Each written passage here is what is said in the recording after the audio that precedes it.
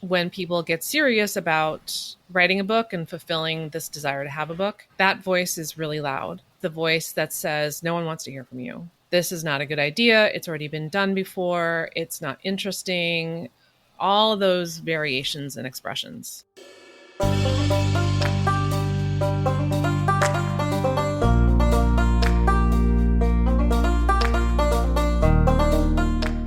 I'm Paul Zakshevsky. Welcome to the book I had to write. For first-time authors, things can feel pretty tough out there. That's because, as Joelle Hann says, there's a big gap between the dream and the published book. For one thing, there's often a lack of knowledge about process, whether it's the mechanics of book proposals or a better understanding of today's publishing world. There's also just a lot of fear. First-timers are often beset by a lot of self-limiting beliefs, which is why accountability and support is so crucial to the process. Now, this season I've interviewed a lot of first-time authors, so it felt like a great time to revisit this episode from last summer. My guest is Joelle Hann. She's a coach and publishing expert, better known as the Brooklyn Book Doctor. As you'll hear, Joelle started off as a poet and journalist before moving over to publishing. She worked as a developmental editor for Bedford St. Martin's. These days, she works with writers independently, whether it's one-on-one or in small groups.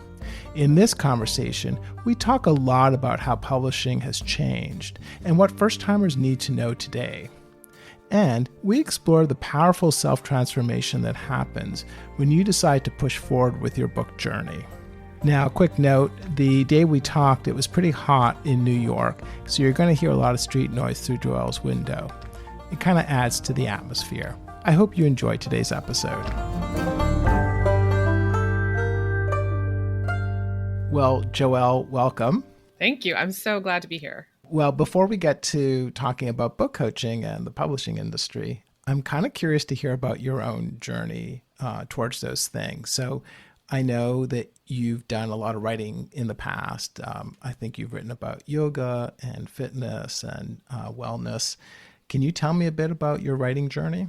So I was that kid who was writing poems on the school bus, who took the creative writing prompts very seriously and was winning competitions in high school. And that's what led me to apply for an MFA in poetry when I was in my early 20s.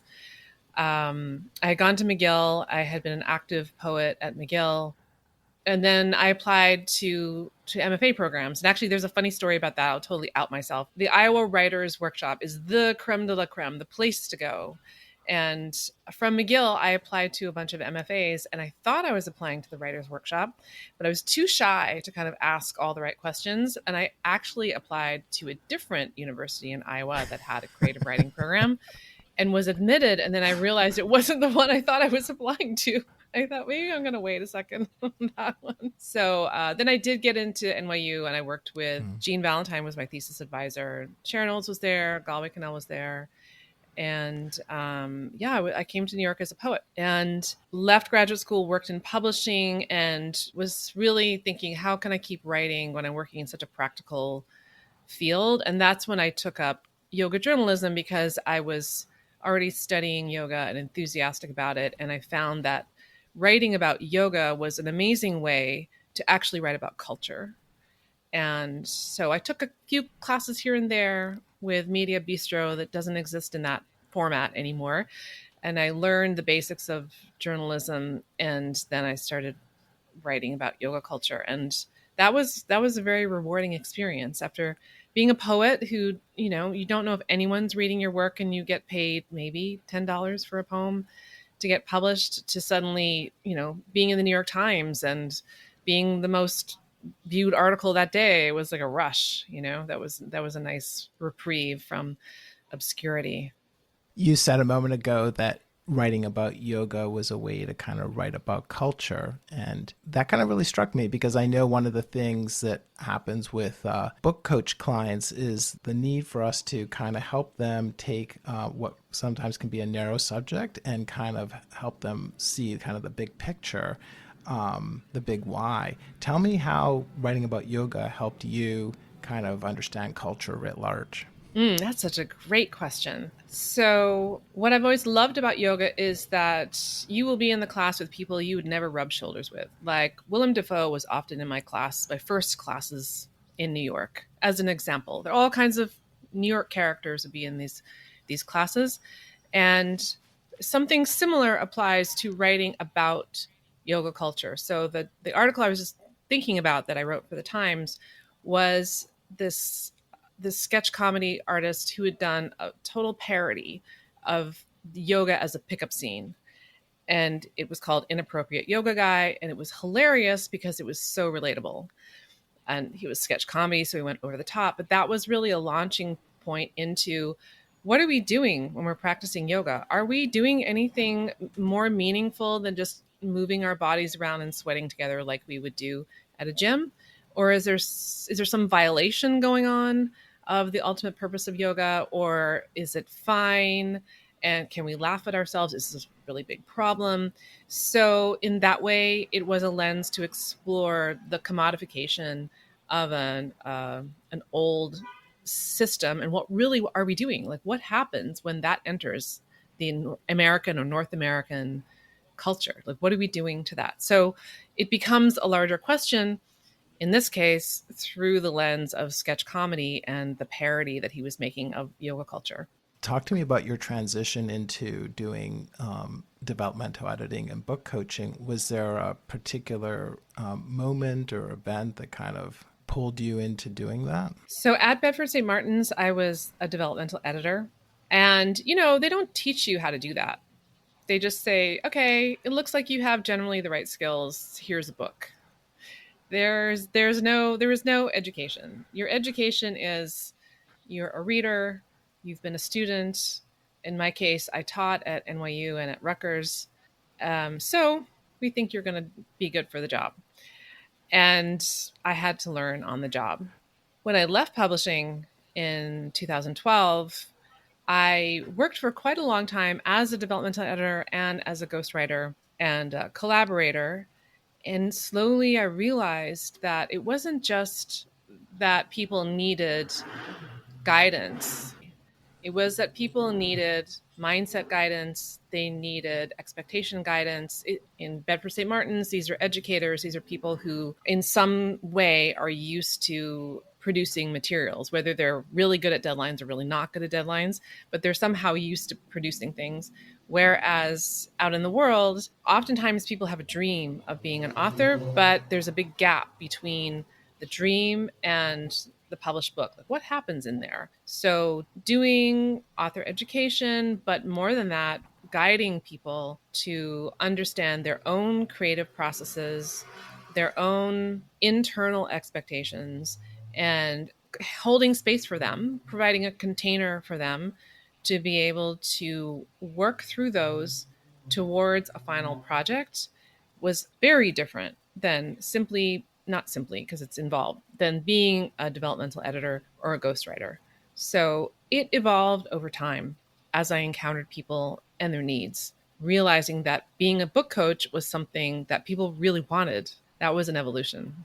Talk to me, because they are different things. Talk to me about the difference between developmental editing and book coaching as you see it. Yeah, so they do have overlaps, of course. I'm going to read people's work from my training as a developmental editor, but I'm also, as a book coach, going to be interacting with people and noticing where they're getting stuck, where they're having confusion, trying to break down their goals into bite sized pieces so that they can move the needle. So I might look at some writing and think, okay, I think it needs this, this, this, and this. So if I was just approaching this from a developmental perspective, I would just get in there, change things, make comments, ask for more information, say, this is why I think this should be moved or deleted or whatever. But that can be very overwhelming for people and not always the best way to approach developing a project, especially when it's somewhat fresh for people. Writing a book is a new experience.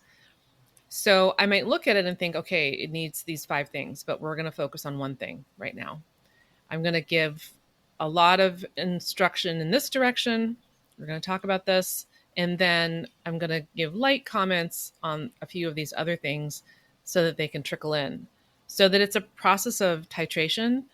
I'm trying to protect their creative process and their creative confidence, because confidence is always at stake for writers. Yeah. And get us to a point where there's enough resilience that we can really dig into the craft stuff.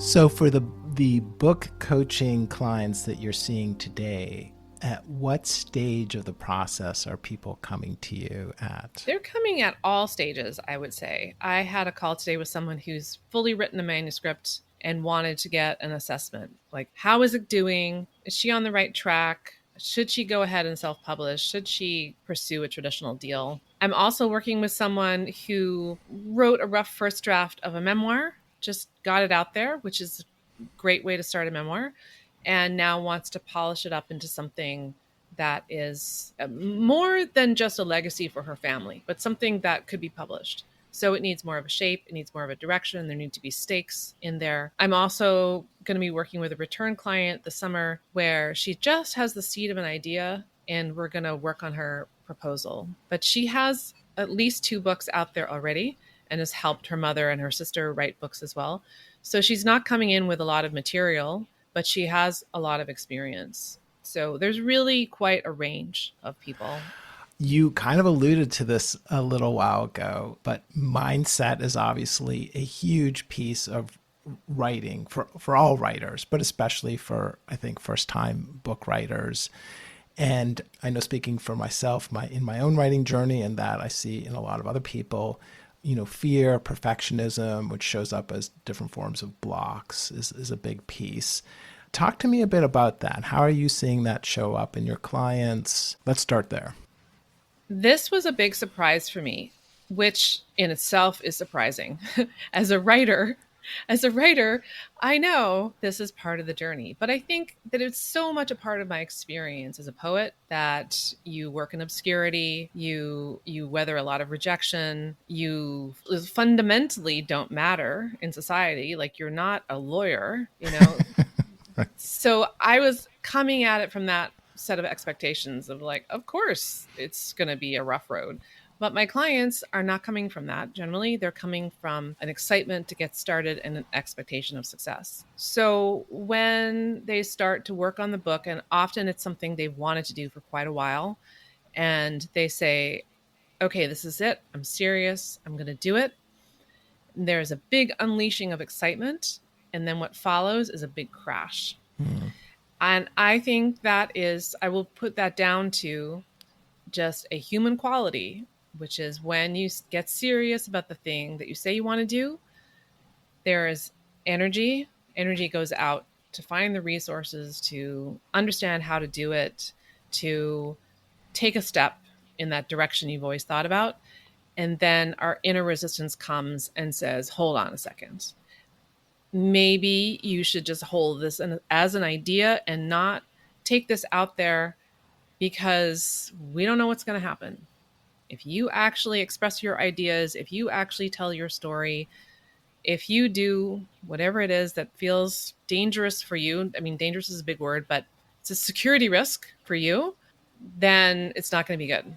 So, can you give me a couple of examples, an example or two of how people are showing up either in your academy or in one-on-one coaching, and kind of how you guide them through this resistance? Yes, it tends to show up in a few common ways. I've noticed that people will come into Book Proposal Academy. We start on a certain date and we go for a certain amount of time. And even in the first week, people will feel like they're behind. So this feeling of should have done it sooner, this feeling of urgency, it's too late. And that can mean different things from different people. That could mean I'm going to get scooped, or the time has passed for this moment, or by the time I get this done, it won't be relevant, that kind of thing. That voice is really loud. The other way it can show up when people get serious about writing a book and fulfilling this desire to have a book is the voice that says, no one wants to hear from you. This is not a good idea. It's already been done before. It's not interesting. All those variations and expressions. Well, I was going to say, I bet that your background being, I know that you have been a yoga instructor and you're kind of steeped in that tradition. And I'm expecting that some of the mindfulness techniques and things like that probably really come into play for you. Yes, really, that really helps a lot to have a framework of witnessing, of looking, of slowing down, and disidentifying from what we think and feel. Easier said than done, though. Always. Always.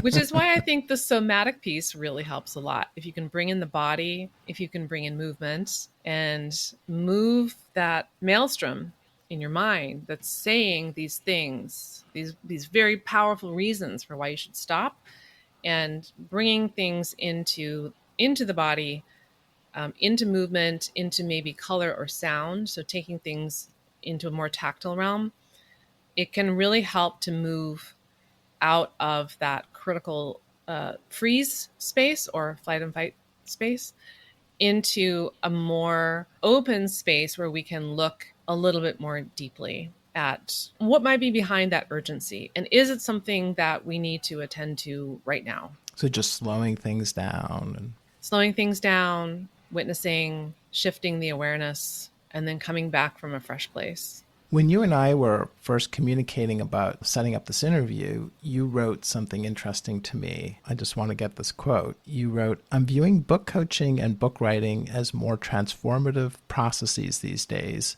no matter what happens with the proposals and manuscripts that people write. I'm wondering if you could tell me more about that. Yeah, this is something I really love about working with people, especially in the coaching capacity, because there will be moments where people have to face their inner demons, and their inner demons will have their own expression.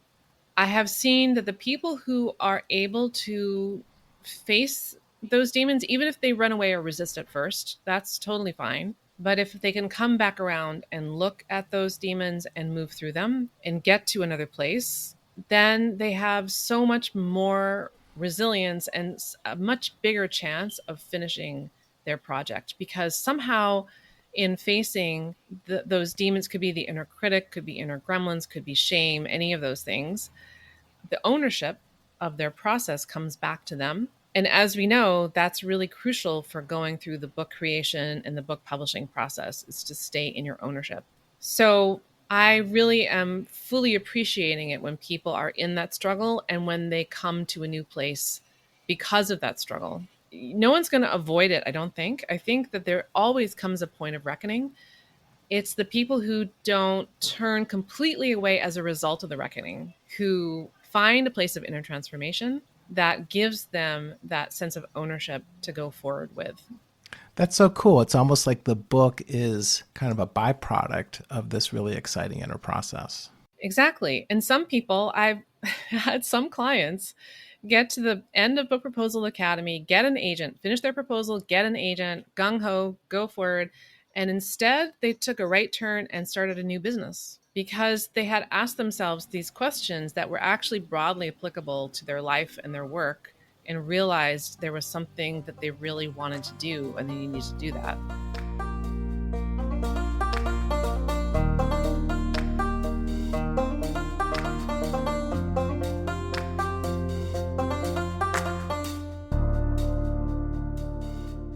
It is interesting. I do feel like there is something specifically about doing a book that I think really gets to kind of some fundamental things about, who we are as people and humans.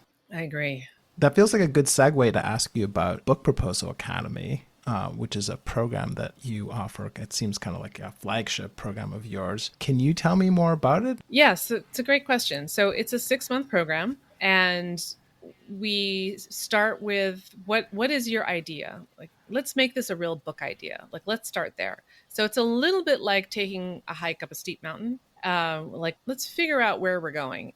Let's make the map of the table of contents. And then people get a little bit of a reprieve and they can write freely, do some messy writing, not free writing, but directed free writing, let's say, to express some of those ideas and get some words on the page and have that freedom to move. And then we go into the proposal and we think about the market, we think about other books. There's an assignment where they go to a bookstore and think about where would their book exist in the bookstore. We think about the market, all those things. So we have this internal time at the beginning of the program where there's thinking and there's writing and it's very private. So we try to safeguard creativity in that time. And then there's a turn to the external where it's how do you exist in the marketplace? How does your book exist in the marketplace? You're taking your creativity forward and you're making yourself very juicy and appealing to agents and publishers. How would that look? Then there's revising and polishing and looking again and refining. And then there's, okay, go get an agent or go find your publisher. So that's the arc of the program. It ends up being a sneaky way to structure a book, to write sample chapters, to figure out what your message is, to figure out who you are as an author, to understand that marketing these days is mostly on the shoulders of authors and less on the responsibility of publishers. And it's an author boot camp. It helps people really understand, and I should say nonfiction writers, so self-help, wellness, research, memoir, that kind of book, helps people understand what it really means to be an author. And they can ask themselves, well, what am I doing? Do I want to do this? How is this feeling? But I will say, so there's a moment in Book Proposal Academy where people have to print out their draft of their proposal, and it's really rough. It's not done, but they've done all kinds of work up to that point, like lots of work, thinking work, writing work, thinking about the market, like all kinds of things. They print it out, they hold it up, they take a picture, and they post it in our group Slack. And it's just such a huge moment where they realize, oh my gosh, I have a title, I have chapters, I have a structure, I have like, wow, I got here. It's awesome. Yeah. And from that place, it's so great. It's so great. It's so like, you did it. You did it. It's so great. Then you can really look at things from this perspective of like, okay, now I know a lot more about who I am, what I'm doing, where I'm doing it, why it matters. And I have the chance now to think again about, okay, so what do I want to do with this? Talk to me a bit about platform. Is that something that you feel like you need to address in the Proposal Academy? Where are people at with that? Yeah, platform is a big part of it. It's a big part of a proposal. And I think it's a big part of author education these days because no matter which avenue you're going down, you're going to be thinking about how do I get my book into readers' hands? Where are my readers? How do I reach them? How can I move copies? So that's a very practical way of thinking about books that's can feel cold to people who are thinking, I don't want to think about that at all. I'm a writer. I have ideas. I have a story to tell. I don't want to think about strategy at all. But the way that the publishing world is now and the options that we have for publishing mean that at some point you're going to be thinking about that. You're going to be thinking, I want people to read my book. I want it to be out in the world and making a difference. I don't want to sink to the bottom of Amazon, never to be found again. So it is something that we address. I have seen people go kind of one of two directions with it. Usually there's trepidation for everybody.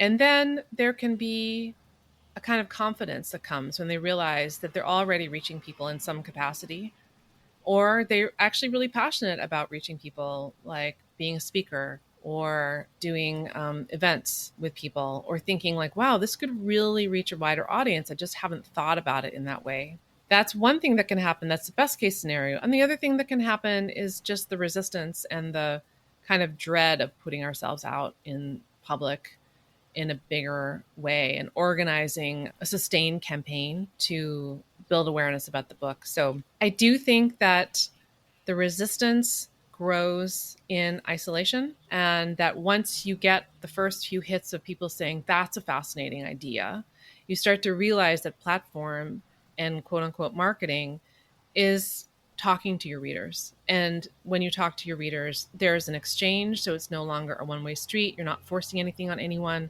And it starts to feel like, this is what I want for my book. I do want people to read it. I want it to reach people. It's a big moment. I'm glad you said that about platform and marketing because I'm recalling there was a story in the New York Times a year or two ago about how social media metrics, which I think people publishing had previously relied on as like the be all and end all of platform, it wasn't actually translating to real book sales. And I think sometimes when people hear platform, they think, social media, but it's so much more than that. It's so true. I think that's the fear. The fear is now I have to be big on Instagram. I don't even know how to use Instagram. I don't want to do that. And it really doesn't have to be that. It doesn't have to be social media. And you're right, the social media numbers don't necessarily mean book sales. I would say the one exception for that is Book Talk, the TikTok channel called Book Talk. Given both your background and also your location in New York, I think of you as a book coach who's really tied into traditional publishing, Big Five publishing, New York publishing. How do you feel like that industry has changed in the time that you've been either working in it or a coach? Yeah, that's a great question. It's a big question. I actually remember when platform became something that publishers were looking for. Wow. It was probably 15 years ago or so, 15, 20 years ago. It became something that was a crucial element. There's so much going on in publishing. We're really at a tipping point. So, And what is that tipping point? yeah. So I think the tipping point is that partly because of COVID, partly because, or the pandemic, and partly because of the increasing burden on the big five to attract and publish wild bestsellers, like, say, Michelle Obama, for example. They need Michelle Obamas to meet their bottom line. So they are hungry for books like that. They need books like that to stay sustainable. And if you have a model that prioritizes big celebrity books and needs them to make the bottom line, you're not necessarily, and I won't say this is a blanket statement, but not necessarily allowing room for people who are just getting started, or maybe they need one or two books to really find their pace and mature, which is what used to be possible in publishing. It used to be that you wrote and published your first book and you had time to mature, and you maybe work with the same agent or the same editor over that period of time as you came into your own. But now there's a lot of shifting around within the staffing of the big five. There's a lot of pressure on bottom line. Editors can love a book and think it's phenomenal and still not be able to sign it because they don't have what they call a vision for the book, which usually means they can't quite see directly how it'll turn into big sales. And I think that's heartbreaking for agents as well as editors, and of course for authors. It just means that there's not as much room as there used to be for new people to come in and have a place in it. Now, that said, people are still getting book deals. My clients are still getting book deals, but it can take more work. It can take more attention to niche and platform and networking and persistence. So it's not impossible, but there's less to go around. Editors are and agents are really under a lot of pressure from the backlog of the pandemic and from this burden of sales. So we're in a cooker for traditional publishing. Can you remind listeners, agency, how many queries or proposals are agents seeing, say, per day? I think people are always shocked by this number. I actually don't know like what the ballpark number is, but I did read someone saying, generally on Twitter, um, going through my inbox, I have 700 emails. So if you emailed me, don't think that I'm ignoring you personally. I'm just underwater.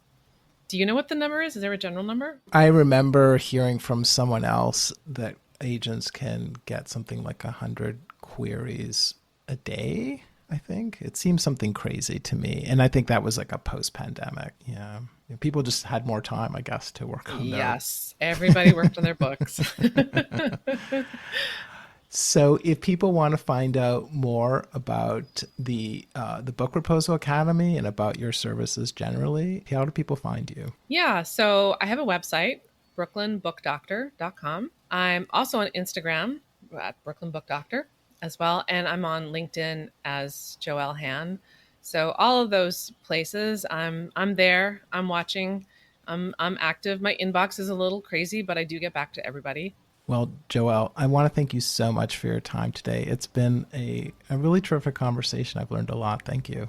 Oh, thanks for having me. It's been a pleasure. Thanks so much.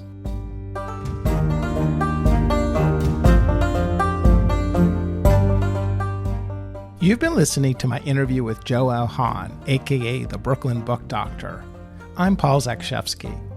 If you enjoyed the show, then I hope you'll subscribe in Apple Podcasts.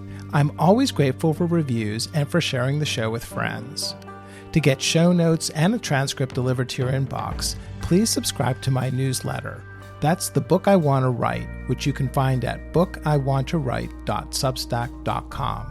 Every couple of weeks, I publish short essays about writing mindset, developments in publishing, show notes, and much more. If you're working on your own book you have to write, or you want to get started, maybe I can help. Find out more about me and my book coaching at bookiwanttowrite.substack.com. That's bookiwanttowrite.substack.com. And thanks again for listening.